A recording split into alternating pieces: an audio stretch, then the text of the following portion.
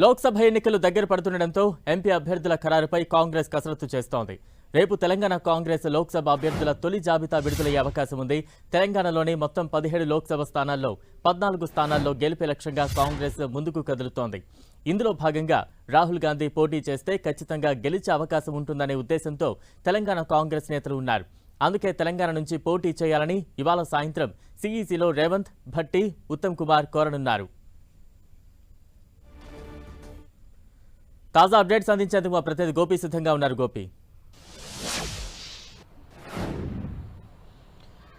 తెలంగాణ కాంగ్రెస్ లోక్సభ అభ్యర్థుల ఎంపికపై దృష్టి సారించడం జరిగింది. ఇప్పటికే రాష్ట్రంలో ఎన్నికల కమిటీ సమావేశాలు నిర్వహించి అభ్యర్థుల జాబితాకు సంబంధించిన ఆశావాహుల లిస్ట్ ని రెడీ చేసింది. ఒక్కొక్క కాన్స్టిట్యున్సీకి సంబంధించి 3 ఆశావాహులు చొప్పున సుమారు 50 మందికి పైగా అభ్యర్థుల జాబితాతో ఈ రోజు సాయంత్రం కాంగ్రెస్ కేంద్ర ఎన్నికల కమిటీ సమావేశానికి రేవంత్ రెడ్డి, బట్టి విక్రమార్క, ఉత్తమ్ కుమార్ రెడ్డి హాజరు కాబోతున్నారు. రేవంత్ పిసిసి ముఖ్యమంత్రి హోదాలో, అలాగే బట్టి సిఎల్పి హోదాలో, అలాగే ఇటు ఉత్తమ్ కుమార్ రెడ్డి కాంగ్రెస్ కేంద్ర ఎన్నికల కమిటీ సభ్యుడిగా ఉన్నారు. సో ఈ ముగ్గురు కూడా ముఖ్యంగా తెలంగాణ నుంచి రాహుల్ గాంధీ పోటీ చేయాలి.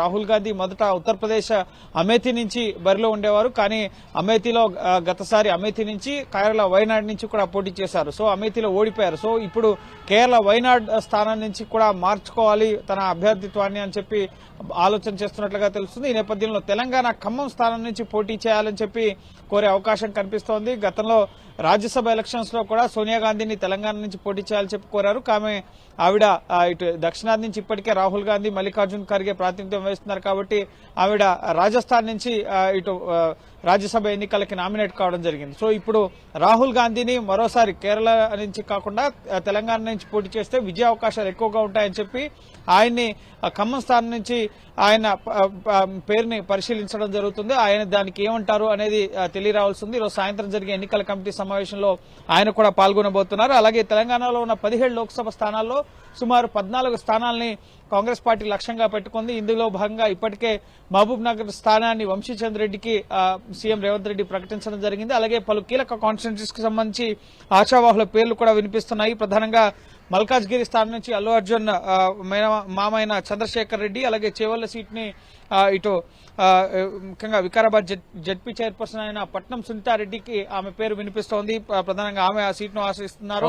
ఆవిడకి కేటాయించే అవకాశం ఉంది. అలాగే సికింద్రాబాద్ నుంచి మాజీ మేయర్ బొంతు రామ్మోహన్ పేరు ముఖ్యంగా వినిపిస్తోంది. అలాగే మెదక్ నుంచి నీలం మధు, జహీరాబాద్ నుంచి మాజీ ఎంపీ సురేష్ షట్కర్ సహా హైదరాబాద్ స్థానం నుంచి మస్కత్ తో పాటుగా మరో 2 మహిళా నేతల పేర్లు కూడా పరిశీలనలో ఉన్నట్టుగా తెలుస్తుంది. అలాగే వరంగల్ స్థానం నుంచి దొమ్మాట సాంబయ్య పేరు ఖరారయ్యే అవకాశం కనిపిస్తుంది. అలాగే నాగర్ కర్నూలు సీట్ ని తనకే ఇస్తారన్న ధీమాలో మల్లు రవి, ఏపీ ముఖ్యంగా తెలంగాణ ప్రత్యేక ప్రతినిధి, మాజీ నాగర్ కర్నూలు ఎంపీ ఉన్నారు. అలాగే మాజీ ఈ నాగర్ కర్నూలు స్థానం నుంచి మాజీ ఎమ్మెల్యే సంపత్ కూడా ఈ సీట్ ని ఆశిస్తున్న పరిస్థితి. అలాగే పెద్దపల్లి నుంచి వివేక్ తనయుడు వంశీతో పాటుగా మాజీ ఎంపీ సుగుణ కుమారి, అలాగే స్థానిక నేత పెరక శ్యామ్ పేర్లు వినిపిస్తున్నాయి. అలాగే మహబూబ్ నగర్ జిల్లా నుంచి మహబూబాబాద్ నుంచి బలరాం నాయక్, అలాగే విజయబాయి పేర్లు, అలాగే ఈ విధంగా విహెచ్ కూడా ఖమ్మం స్థానాన్ని ఆశిస్తున్న పరిస్థితి ఉంది. సో ఓవరాల్ గా ఆశావాహుల లిస్ట్ అయితే ఈ రోజు ఏఐసీసీకి చేరుకోబోతోంది.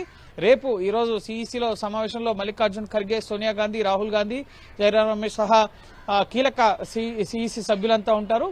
ఈ రోజు వాళ్ళు తెలంగాణతో పాటుగా కర్ణాటక, కేరళ, అలాగే ఛత్తీస్గఢ్, ఢిల్లీ, హర్యానా రాష్ట్రాలకు సంబంధించిన అభ్యర్థులను కూడా ఖరారు చేసే అవకాశం ఉంది. రేపు లిస్ట్ విడుదలయ్యే అవకాశం ఉంది. సో తెలంగాణ నుంచి సుమారు 5 నుంచి 9 పేర్లను ఫస్ట్ లిస్ట్ లో విడుదల చేయాలని చెప్పి చూస్తున్నారు. సో చూడాలి ఎవరెవరు ముఖ్యంగా లోక్సభ స్థానాలకు సంబంధించి సీట్లు దక్కించుకుంటారనేది మనం వేచి చూడాలి. Balaram. Right, thank you Gopi.